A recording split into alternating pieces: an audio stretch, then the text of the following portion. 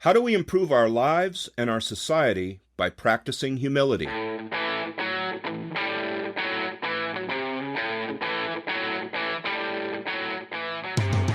Welcome to the Hub for Important Ideas. I'm Steve James. And I'm Ken Swain. In this episode, we discuss humility, its many aspects, and ways it offers hope for the future. We're going to play for you an interview we conducted with Dr. Pelin Kesebir. Pelin Kesebir, Ph.D., is an honorary fellow at the Center for Healthy Minds at the University of Wisconsin-Madison. She is a social psychologist interested in the study of happiness and virtue, and she has a deep interest in existential psychology, particularly in how the human awareness of mortality affects various psychological dynamics. She's the co-author of over 36 scholarly publications, including Humility, the Soil in Which Happiness Grows. Here's the interview with Dr. Kesebir.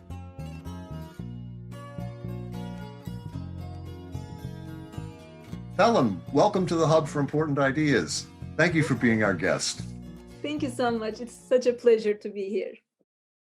So let me start. We're talking about humility, and just very basic, what is humility?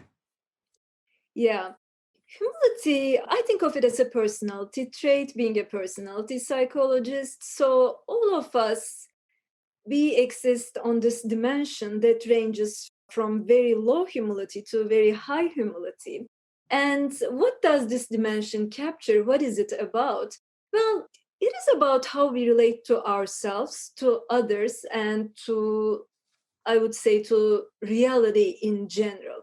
I find it helpful to think of it as having true perspective and being at peace with it. So what do I mean when I say humility is having quote unquote true perspective and being at peace with it? Well, for one thing, it means that we have proper knowledge of ourselves, our strengths, our weaknesses. We can afford an honest look at ourselves, but at the same time, we are okay with it. We are accepting of it. We do not feel inferior when there are certain areas where we are weak, which all of us obviously do. But we also do not feel superior to others in areas where we are better than others. So that does not mean that we do not rightfully deem ourselves better in certain domains than others. Like if you are a great piano player, or if you are great at your job, or if you are a fast runner, obviously you know that. You do not deny that. You are not, oh no, I'm not actually that good. That's not what we mean when we talk about humility. It's rather about not deriving specialness or a sense of superiority from your strengths, and not deriving a sense of inferiority from your weaknesses. So that's one aspect of humility. It's about how we relate to ourselves. When it comes to our relations to others, again, humility manifests itself as seeing ourselves connected to others and seeing ourselves on the same plane with others. So it's about not needing to feel superior to others, for example, to be okay. So that would be actually the opposite of humility. If you really constantly need to feel superior to others to feel okay, it's not about constantly requiring validation from others. Rather, it is about connecting to others in an unencumbered, benevolent, easygoing way. And finally, when I say that humility is about how we relate to reality, what I mean is that when we look at the broader context of existence, a humble person is aware that against the cosmic scale of time and space, we are pretty insignificant, right? So each of us is, as an individual, cross against the scale of time and space, we are small. But at the same time, each of us is also very significant, and we can create a big difference in life, apply ourselves to it. So humility is all about these things. And maybe the last thing I will add is that at the core of humility lies a sense of inner security. to be able to relate to yourself and to others and to reality in such healthy ways, you need to have a serene, calm confidence, a type of inner security, which I don't think it's easy. That's why we don't necessarily see that many humble people. It's not easy to feel secure in this world that is inherently insecure, and we are fragile human beings. So being humble is not easy, but I think it's worth trying to be more humble than we are for many of us. This is wonderful to hear you explain it in person, because Ken and I were introduced to your ideas in a podcast. We were talking about narcissism, which of course is a big topic in the era of Trump, which now feels like 100 years ago, but it wasn't that long ago. And we were saying, oh, humility and gratitude are narcissism antimatter. And Sheldon Solomon pulled out your article and he said, well, read it point by point. And it was exactly the opposite of narcissism, what you were and what you're just saying now. It's wonderful. Yes, you're right. It's not easy to find people who are that confident in themselves. Maybe the Dalai Lama, or there are probably a few around, but not very many. Well, and American society doesn't make it very easy on us. I mean, since advertising in the 50s and 60s, they kind of built a whole industry on making us feel insecure and like we need to buy certain things and look a certain way in order to count. And a lot of those are very calculated and self-serving. Yep. And we're the most individualistic nation on earth. Right. And there are studies showing that there is a link between individualism and narcissism. Typically, more individualistic societies, very understandably, they also score higher in narcissism. And in the US, going back to what you said, Ken, in the US, there are some studies suggesting that the level of narcissism and entitlement, it actually has increased in the past decades. We have studies, me and my twin sister, who is also a social psychologist, we did a study where we looked at the appearance frequency of the words humble, humility and humbleness in American books throughout the 20th century. So from 1900 to 2000. And what we found was that from the beginning of the century to the end of the century, there was a 44% decrease in how frequently these words appeared, words like humility and humbleness. So all of those suggest that, as you said, in the American society, narcissism or lower levels of humility are an issue. And we quoted a study, I don't remember where it's from. I'm a terrible scholar, by the way. I can't remember names or anything like that. But we saw a study that looked at narcissism in our culture and said that the words I and me appeared in songs more frequently in the last 10, 20 years than they had previously. Yes. And we're looking at a pandemic of narcissism. Yes, that's what it has been called, the Narcissism Epidemic. There's a book by that name by scholars Jean Twenge and Keith Campbell. I would actually really recommend that book. It's very, very interesting and very eye-opening. Yeah, but what's the problem with narcissism as you see it? Yeah, think about a narcissistic person that you know, either in your own life or in public life. What makes them problematic? Why is narcissism an issue? Couldn't we just look at it as just another way of existing? Like I like, let's say I like to be alone, you are more extroverted. Why is that a problem? Well, the thing about narcissism, one of its defining characteristics is that it is associated with low levels of empathy.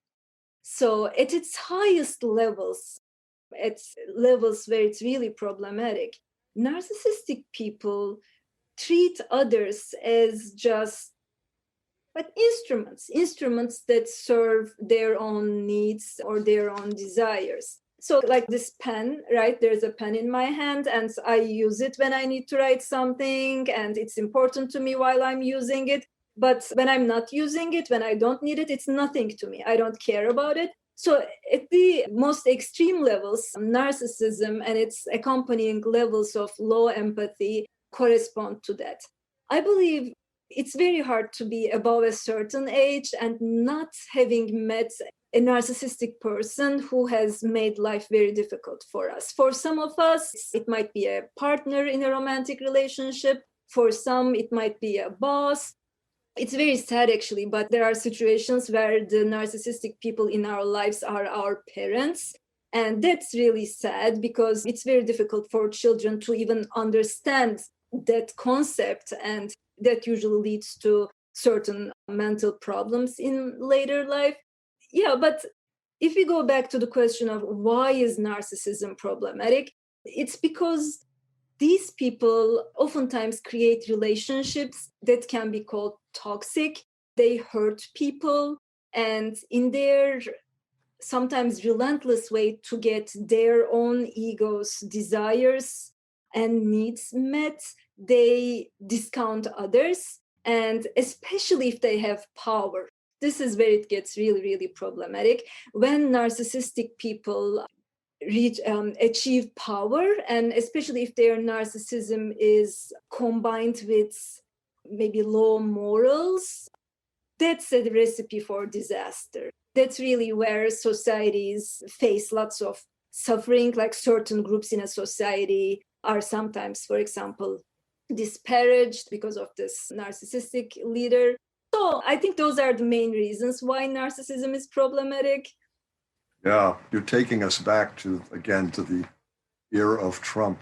I'm getting that feeling, that Trump anxiety feeling is coming up as you talk about this theoretical person that actually ran this country for 4 years. Yeah. It's actually taking me back to my former career. I used to work with very high-level executives, and a lot of them are like that. Oh, yeah.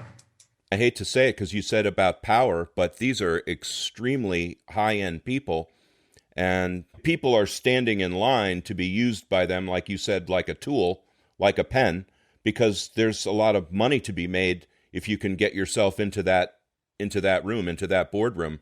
But you can tell it's going on when it's happening, and you're just saying, well, this is uncomfortable, but it's going to be a big payday eventually, so let's just hold on and try not to lose our soul in the process.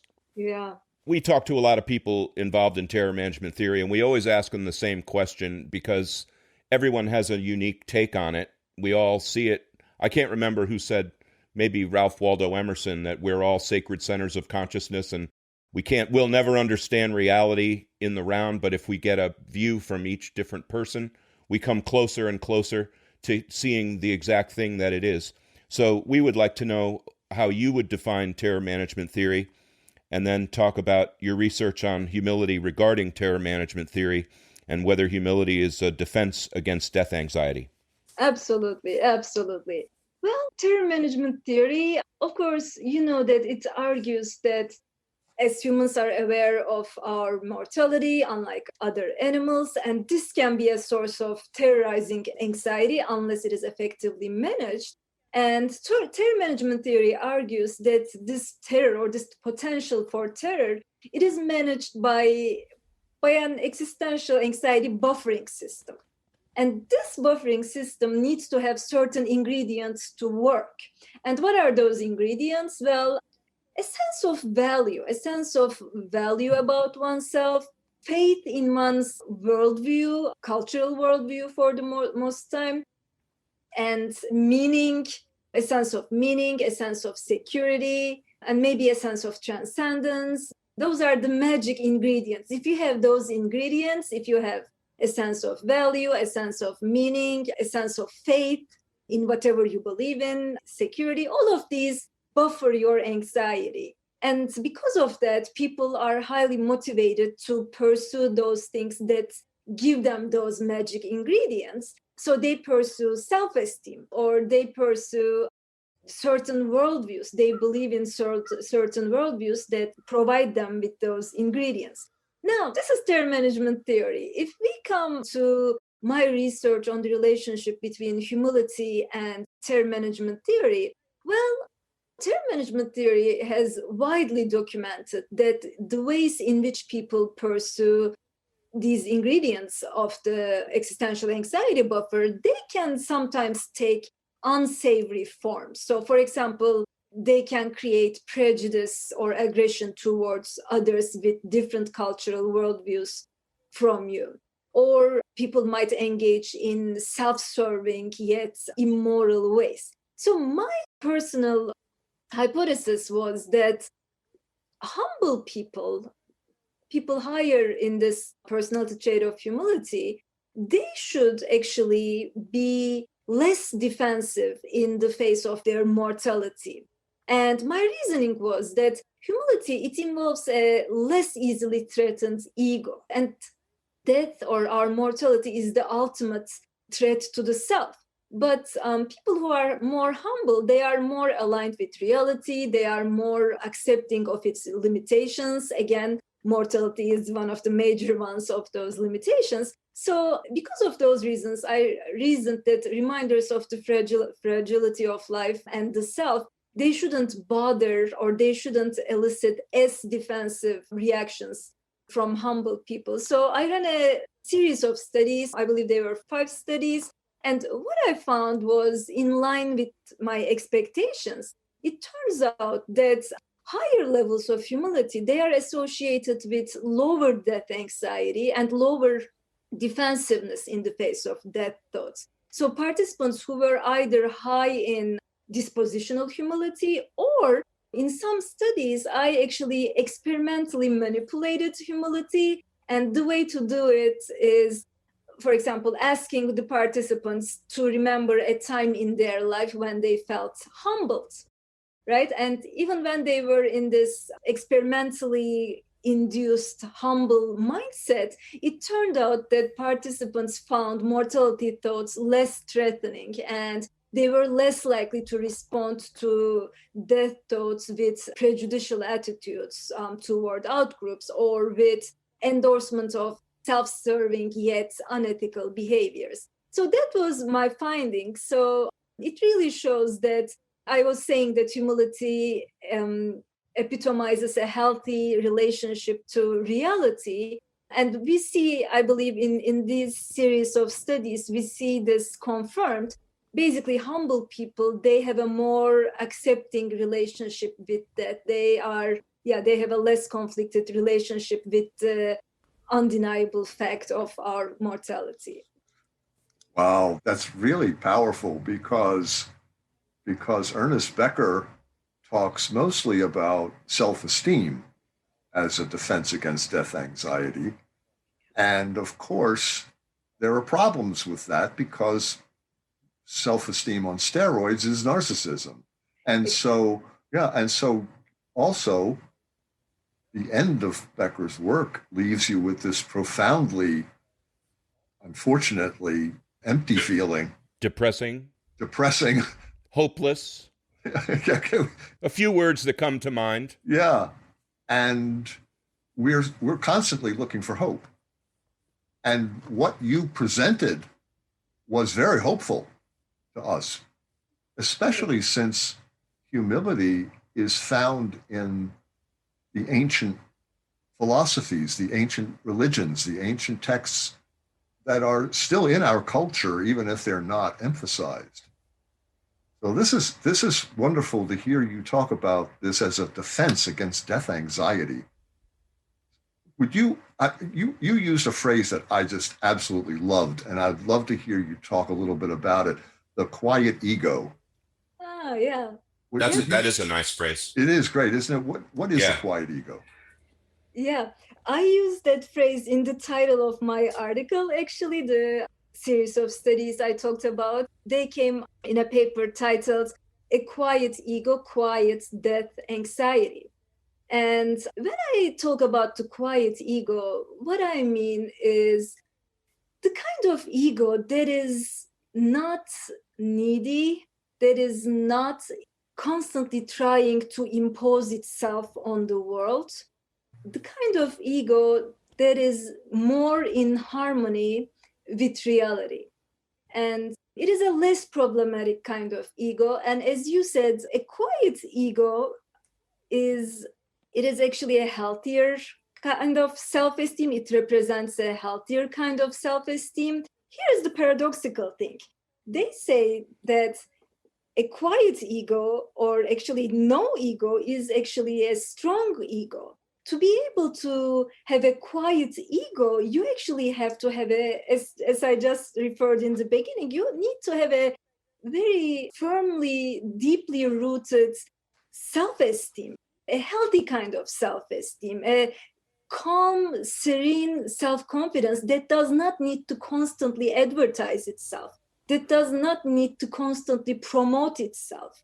The loud ego, on the other hand, the boisterous ego, that is in constant pursuit of promoting itself. The quiet ego is about a kind of self that does not problematize itself. That's where we want to arrive. A kind of self that is not a problem for us. Obviously, we need to think about ourselves. There's a level until which it is adaptive and healthy. Obviously, we need all to plan about our future, maybe reflect about our qualities, maybe try to improve some of them. But beyond that, too much self-focus is very problematic. And there are many psychological studies that show that lots of mental disorders have as their common core this hyper-egoicism. Too much attention on the ego, too much self-focus, too much self-absorption. So the quiet ego is the opposite of that. In your article that I loved reading, you actually described the word happiness, and that was the first time I ever saw anybody try to do that. Would you talk a little bit about what happiness is? Absolutely. Well, in psychology, we study happiness. We also sometimes call it well-being. And some researchers, they define these two terms in different ways. When I wrote that paper, I had in mind was the kind of happiness that is more enduring, that is more sturdy. So it's not about feeling good all the time, but it's going through life in a fundamentally content way. That is what I mean by happiness. When we are going through life, just experiencing more positive, more constructive emotions, and having our happiness to be something that is just at the fundamental level, we feel okay, even if things are not always going our way, even if life does not always treat us the way that we want to. Fundamentally, we feel okay, and just we are content with life as it is. Okay, follow-up question to that. How does humility relate to a happy life? Yes. Well, I believe that humility and enduringly happy life are very much related. There are empirical studies which are starting to look at this question. And there are some promising results, but this is still a very young field. And I should also add that it's very difficult to measure humility. So we do not have as much empirical evidence as we want. But I believe that theoretically, there are a lot of reasons to expect humility and happiness to be related. For one, we have said that at the core of humility lies this secure sense of self. And that secure kind of self by itself is a source of contentment in life, right? So if your self-esteem is not unstable, if it is not contingent on the triumphs and the tribulations of the ego, if it doesn't go up and down like the stock market, in line with what is happening with your ego, with what is happening in your life, in your relationships, that in itself provides a really good basis for happiness. So that's one thing. Another thing is that humble people, we know, have better relationships. There are actually studies that show that, and again, that makes a lot of sense because humility is associated with many other great qualities, prosocial qualities such as empathy, generosity, respect.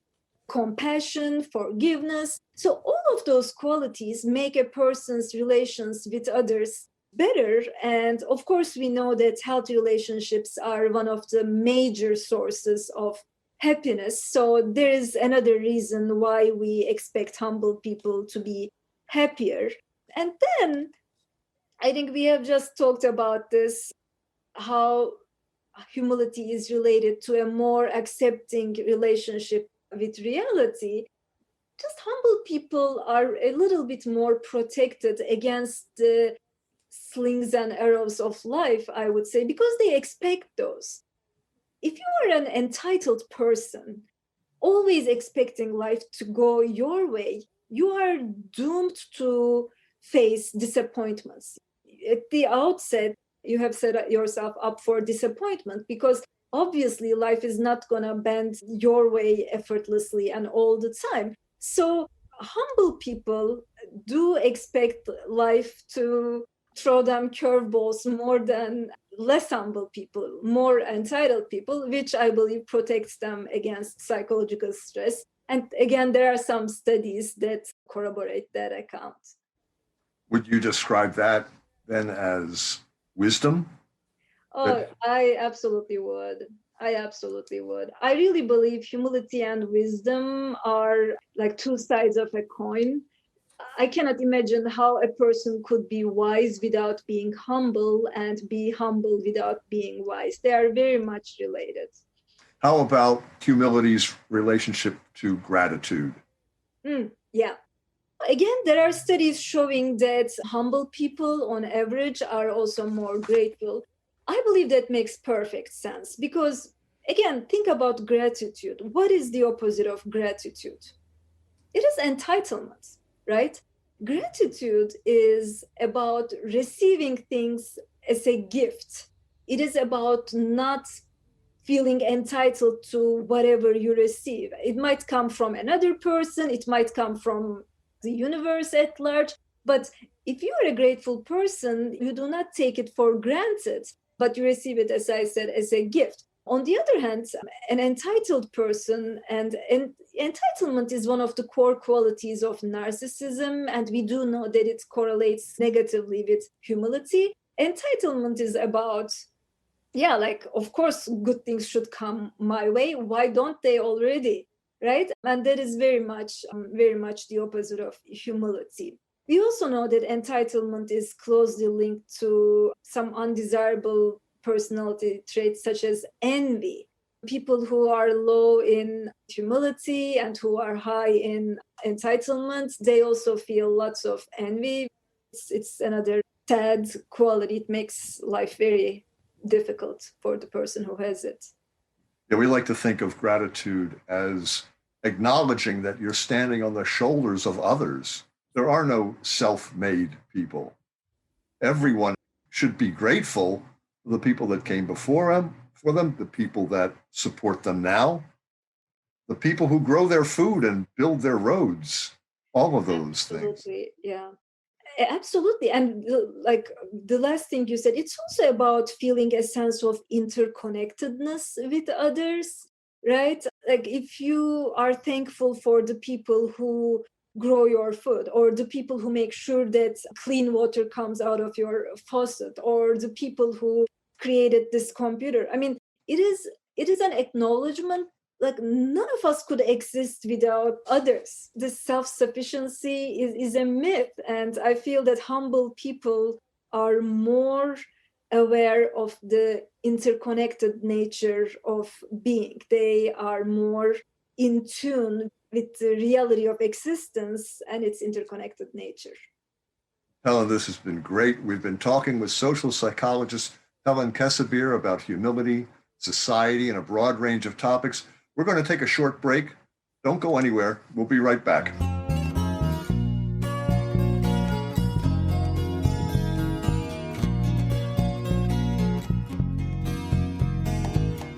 We're having a conversation with Dr. Pelin Kesebir about humility.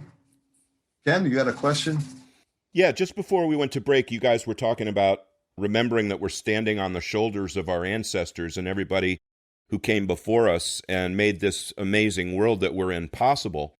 And my comment was going to be that I don't know very many young people now who have that sense that you owe something to the person who built the road that you're driving on.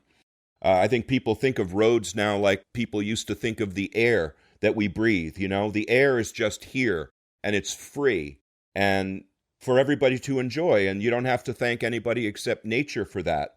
And that's not true of roads, and it's not true of interconnectivity and social media and the internet we enjoy. So I was just going to ask about that. And if anybody is being taught these ideas anymore, it's not my experience, because I think people would be a lot healthier and have a lot better chance at the stability that you're talking about that comes from humility. Yeah, I think your question is a lot about the role of culture in cultivating humility and related virtues. And I think it's really important that especially young people have role models or other ways in which these virtues are cultivated. I feel it's also normal to expect that young people in general are more narcissistic, more self-focused. That is almost in the nature of life, and youth, early adulthood, those are years when people are trying to build a life for themselves. It's understandable that they're also a bit more self-focused and more narcissistic.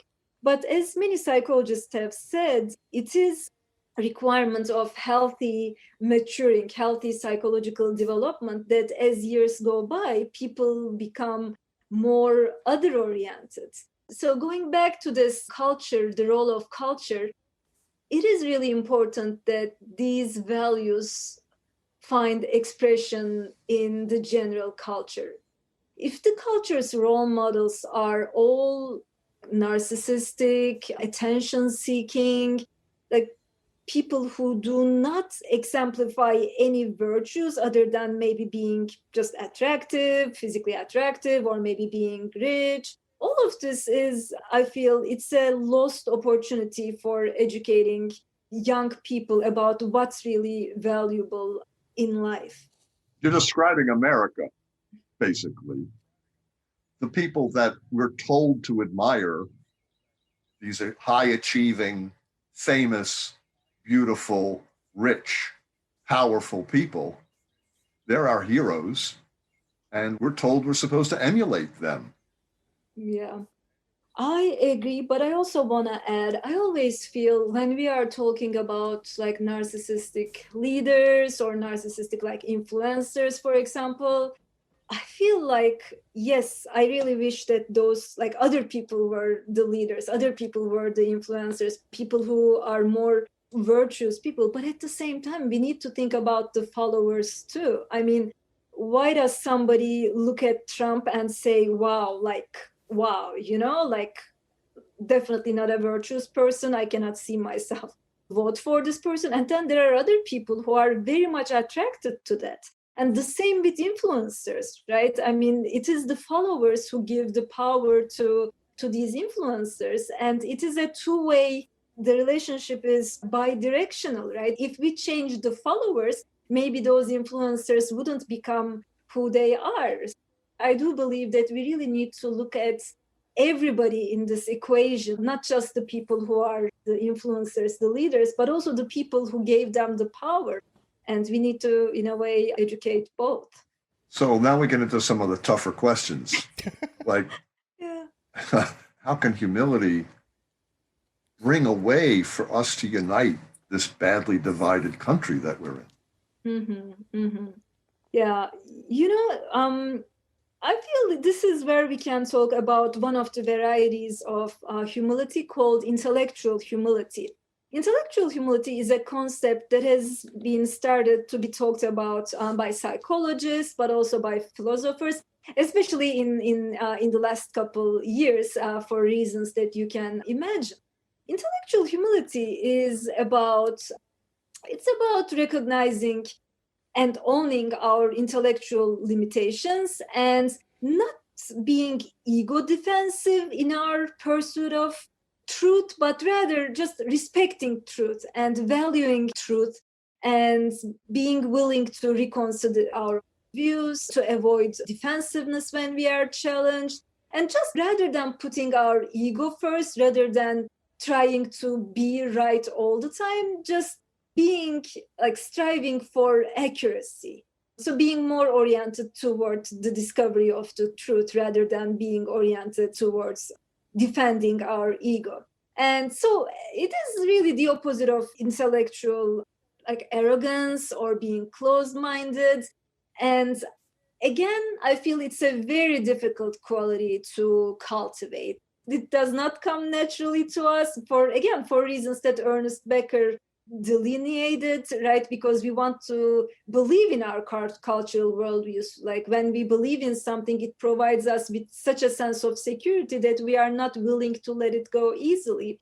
But at the same time, I believe that if we could cultivate more of this quality, it would at least create more tolerance towards people who do not think like us. It would create a little bit more respect. And humility is about recognizing that, we all, it's like we have been, as the existential philosophers would say, we have been just dropped onto this world, right? We have been thrown into this world, and we are all born with certain genes that make us prone to certain things, and then we all grew up in a family, in a culture. And who is to say that, if I was born with the genes of, let's say, just for the example's sake, the genes of a Trump supporter, and grew up in the same family as them, had the exact same life experiences as them, like, who is going to say that I wouldn't be like them? I wouldn't think like them. Humility is about recognizing all these limitations that are inherent in the human condition and being a little bit more accepting of those, and trying to build a common conversation that centers on the greater good rather than just trying to prove that, no, my view is superior or your view is inferior. Ken, do you know anybody, aside from the guests on this show, who have intellectual humility? When I first heard that expression, it sounded like an oxymoron to me. Like those are two words that don't go together. But I like the idea that they can go together, like so many of Pelin's ideas that Sheldon brought up initially, in that when we were talking about mostly narcissism, and he referenced you and your work. But just the idea that a Trump supporter or a woke elitist is going to say, well, gee, maybe I'm wrong here. Maybe I didn't think of that. Or let me rethink my position. Actually, no, both of those groups that you named, or what Neil Elgee would have called fundamentalism, which he thought fundamentalism in any form is always the opposite of what we're talking about, that tries to get people better. And the first thing is recognizing that you have faults and you don't know everything. And if you spend your life on a journey of ideas and discovery, you realize how much there is that you don't know and will never know, which is why I can't remember who said, maybe Joseph Campbell, that the wise man always walks with his eyes lowered because he is humble. The more we learn, the more we realize that there is to learn, and that we will never in our one lifetime achieve that much knowledge. So that the proper posture for a person with wisdom is a humble posture with your eyes lowered to the ground in deference to the greater thing. So in that same vein, Pelin, how would you describe the non-fragile ego? How does that relate to what we're saying about humility and happiness? Yeah, non-fragile ego, again, is the kind of ego that is not easily threatened. The kind of ego that is more sturdy, the kind that does not need constant validation. It is not contingent on certain things. When we talk about contingent self-esteem in psychology, what we mean is that the kind of self-esteem that needs certain things to happen, right? So, for example, if your self-esteem is contingent, say, on your finances or on your physical appearance or on how well you do in your job. All of these are contingent self-esteem. And obviously, all of us, to a certain degree, if you care about something, of course, your self-esteem is going to be a little bit contingent on those things. But when this starts to be problematic is when it's too much contingent, right? Like it really determines your whole outlook, let's say, how you are doing financially. And then it can become problematic if the sources of the self-esteem themselves are not very meaningful, right? Like, for example, with finances, if you are beyond a certain threshold where you can satisfy your needs, then putting too much value on material possessions, that actually is linked to poorer psychological outcomes. So I have digressed a little bit from the original question, but contingent self-esteem can become problematic, and a non-fragile ego is less contingent and it requires less validation from others. Maybe one last thing I can add is if your ego is not as fragile, it also helps to make you more authentic in the way that you are more willing to follow your own path, your own bliss, as Joseph Campbell would say, because you do not put too much stock on what others want, what the society says. Rather, you follow your inner compass, right? Because your ego does not need others' validation. And that's actually another reason why humility is linked to happiness, because humbler people are better at following the inner compass, their inner compass, than people who are trying to almost create a product out of themselves that the outside world will approve of or will like. What people like to call a brand now. People don't even think of themselves as a person. Yep. You know, you're a brand. You have your own website and you're growing your public illusion, if you will, which is what a brand is. But it sounds like what you're talking about is mental health. And Yep. how does humility help us deal with depression, anxiety, stress, Yes. addictions, all these things that are plaguing our society right now? They are, again, intimately related. As I said at the beginning, at the core of humility is low self-focus. On the other hand, when we look at mental problems, we see that they have in common this high self-focus. When you look at different psychological disorders that at first sight don't seem like they have a lot in common. Think about, let's start with narcissism, obviously, but also think about, for example, paranoid disorder, or eating disorders, or social anxiety, generalized social anxiety. What do they all have in common?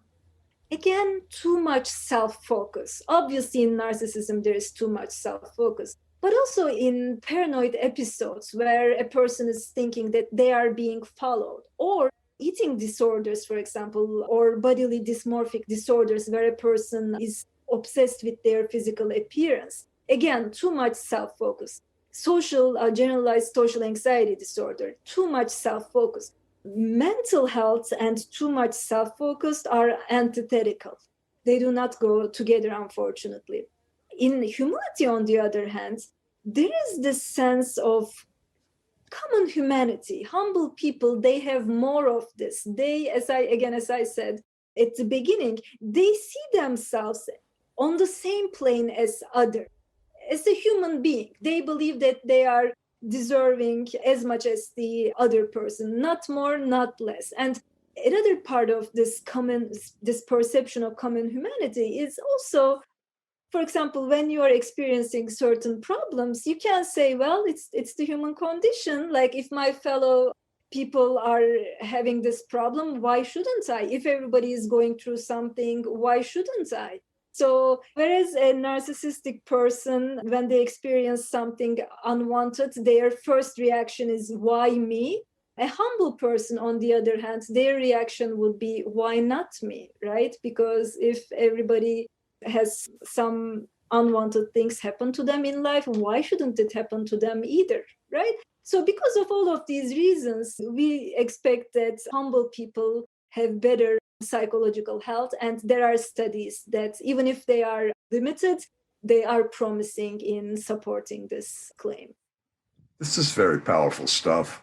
It certainly is. I'd like to go back to when we first heard about Pelin from Sheldon Solomon, because as Steve said, you're going to get a lot of these ideas about humility and gratitude from your original teachings, which Steve and I were taught really from the first half of the 20th century, where our families were still grounded in the traditional religious teachings.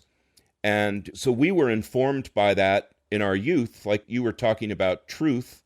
I think Steve and I both agree that there's such a thing as truth, which a lot of the postmodernists think that that's just a construction of culture, and truth is whatever you can get away with, as I think Andy Warhol said. So my question is, for young people for whom these ideas, maybe they're hearing them for the first time, and maybe they didn't grow up with a family that was grounded in any kind of tradition that gave them something to hold on to, how can humility be cultivated for young people who grew up in a looser, less secure world than we did? And is there any hope for that? Great question. Thank you so much for asking. The question of how humility can be cultivated, it's actually also a question about what determines humility, what is it shaped by? And I should say that there's certainly also a genetic heritable component to it, because with any personality trait, we do know that part of it is genetic. So some people are born, maybe they might be born with higher level of neuroticism, which makes them feel like more insecure inside. And we know neuroticism is heritable to a certain degree. And then maybe a personality trait such as agreeableness, which is related to being more empathic. Again, we know that it is related to genes and is to a certain extent heritable. So we are aware of that, right? You cannot take just any person and then bring them to a 10 out of 10 level of humility. Just with any personality trait, there are constraints on a person. But then what are the things that can be done to cultivate a more humble young person? Well, first of all, I think parents should know that just providing security, genuine security, and being just responsive parents, that makes a difference. When a person experiences inner safety, that is gonna cultivate higher levels of this non-fragile ego, right? When a child knows that he or she is accepted unconditionally, loved unconditionally, that helps, that makes a difference. But then what about the greater culture or let's say in the school, what can be done to make a young person more humble? I would say what makes the biggest difference is involving young people in civic projects and making them engage in projects where they help others. Make them engage in pro-social activities as part of the curriculum. I do believe it's really powerful, and it's really important to let young people experience the joy that comes from doing something that goes beyond them, right? And sometimes young people don't even know the pleasure of that because their own world just consists of entirely different things. So those are the things that occur to me. But I also want to emphasize that religions are actually, they are very powerful in disseminating this message about the importance of humility. And I cannot imagine any religion that does not emphasize humility as an important virtue. When that's missing from a young person's life, then there need to be other ways that need to be found. Unfortunately, we're in an era where the power of religion has greatly diminished, which is not to say religion has gone away. It certainly hasn't.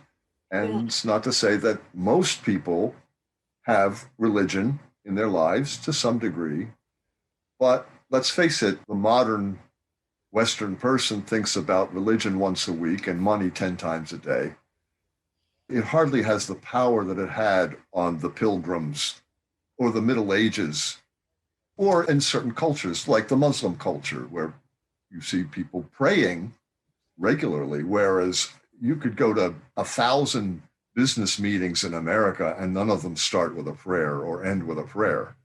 It's not part of the day-to-day life. And Steve, as you and I have talked about, there's a lot of modern public intellectuals who think that just because we've gotten to this post-Freudian world that we can just get rid of religion, like we don't need it anymore. Like someone refers to it as a mind virus. Or Sam Harris, the famous atheist, saying that religion is just, oh, I like the buildings and I like the music, but the rest of it, you can keep and we don't need it anymore. And this is a perfect sphere where we're talking about something that religion brought with it, a sense of humility and gratitude for your life, for what brought you into the world, and that you owe something to other people. I guess my point is there were a lot of things that religion brought in addition to explaining thunder and lightning and providing an afterlife for people who can't face the harsh realities of living. So, Pelin, you were talking about young people developing, cultivating humility in young people. How about society as a whole? How about old farts like Ken and me that are beyond upbringing, but yet live in this culture of individualism and self-aggrandizement and achievement? I know this is an impossible question, but if you would take a shot at it, how do we make the world better through humility? Yeah. Well, I feel anything that helps us feel more secure and more accepting of ourselves, first of all, that is going to help us become more humble. Because, for example, when we look at this desire to feel superior to others, right? Like, it's almost like an indicator of your stress levels or an indicator of your discontent in the moment. That's when you feel like disparaging others in some way, or you just want to feel superior to others so that you can feel okay about yourself. So that is an expression of feeling, just feeling insecure about yourself. So anything that you can do to make yourself genuinely more content with yourself and more accepting of yourself, that is gonna help you become more humble, I would say. Other ways in which we can cultivate humility is because these are all related virtues. For example, when we cultivate gratitude, when we practice gratitude, it can be in the form of keeping gratitude journals, or it can be in the form of maybe having, when you are around the table with your family, you can talk about what you are grateful today. So when you cultivate gratitude, I believe you would also simultaneously be cultivating humility. Another way to cultivate humility, I would say, is when we cultivate this feeling of awe. For example, when we are in nature and we feel the connection to something that is larger than ourselves, that can also create a sense of humility, which would be very helpful. Wonderful. This is excellent, excellent advice. I'll say. So, Pelin, thank you for an excellent conversation. I hope you'll be our guest again. We actually have a lot more to talk about, although we've covered quite a bit today. I would love that. It was such a delightful conversation. Thank you so much for having me. Thanks for being here. This was just great. Thanks. Take care. We'll be in touch. You have been listening to an interview with social psychologist Pelin Kesebir on humility, the quiet ego, intellectual humility, and our American society. Steve, what's your takeaway? Well, I came away thinking there was a lot of wisdom in what Pelin was saying. She has a coherent system of interconnected ideas that all make sense. Well, I agree, and I thought her talk was both honest and true. Right, a good way to put it. Pelin speaks of humility as proper knowledge of ourselves, both our strengths and our weaknesses. we can afford an honest look at ourselves, and at the same time, we're okay with it. We're accepting of it.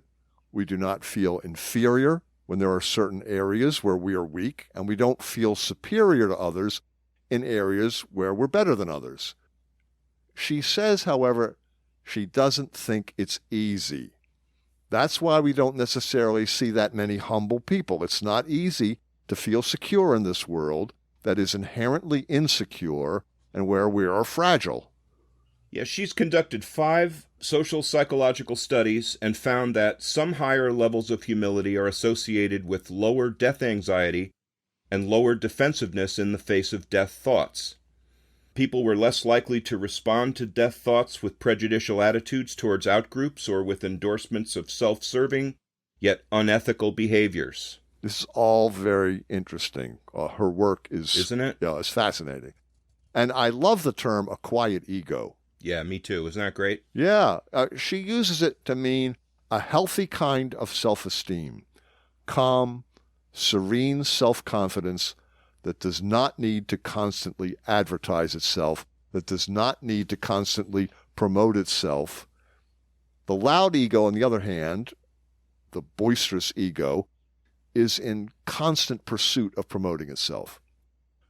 She noted that there are many psychological studies that show that lots of mental disorders have hyper-egoism as their common core. Too much attention on the ego, too much self-focus, too much self in general.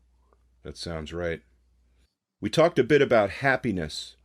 She said it's not about feeling good all the time, but it's when we're content with life, just experiencing more positive, more constructive emotions. At the fundamental level, we feel okay, even if things are not always going our way, even if life does not always treat us the way that we would want to be treated. She believes that humility and an enduringly happy life are very much related. She noted that there are empirical studies that are starting to look at this question with some promising results, but that it's a very young field. She added that it's very difficult to measure humility. Yeah, and I like how she believes humility and wisdom are like the two sides of a coin.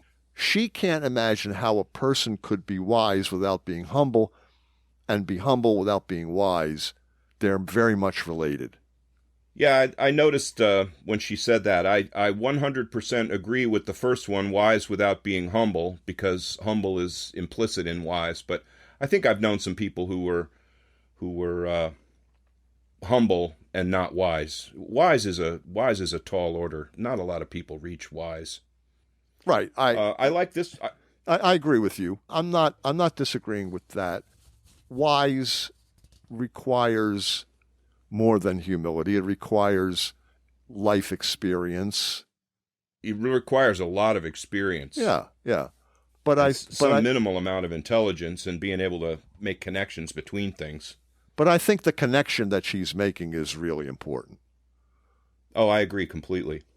And I like this one. Self-sufficiency is a myth. Oh, yeah, that's a good one. Isn't that great? Humble people are more aware of the interconnected nature of being. Martin Luther King used that expression in his famous speech. That's what occurred to me when I heard it. Yep, absolutely. Yeah, the interconnectedness of all things. So people are more in tune with the reality of existence and its interconnected nature. She said it's really important that these values find expression in the general culture. One of the most striking terms she uses is intellectual humility. She said it's about recognizing and owning our intellectual limitations and not being ego defensive in our pursuit of truth. Intellectual humility involves respecting truth and valuing truth while being willing to reconsider our own views. When we're challenged, and rather than putting our ego first, rather than trying to be right all the time, when we're challenged, we need to avoid defensiveness and just strive for accuracy. We need to be more oriented towards the discovery of the truth rather than being oriented towards defending our ego. It's the opposite of intellectual arrogance or being closed-minded. And again, she feels it's a very difficult quality to cultivate. It does not come naturally to us for reasons that Ernest Becker delineated, because we want to believe in our current cultural worldviews. And we've been talking about this, on podcast after podcast, for quite a number of years. When we believe in something, it provides us with a sense of security that we're not willing to let go of easily. But she believes that if we could cultivate more intellectual humility, it will at least create more tolerance towards people who do not think like us. Yeah, and as we've talked about in several episodes, that's a really important thing to be striving for right now. Yep. Something we desperately need right now. She also uses the term a non-fragile ego, which I liked also. It describes someone who requires less validation from others. It also helps to make you more authentic in the way that you are more willing to follow your own path, or your own bliss, as Joseph Campbell would say. I knew your ears picked up at that one. Well, I'm a huge Joseph Campbell fan. I always love when he finds his way into the conversation. You're right.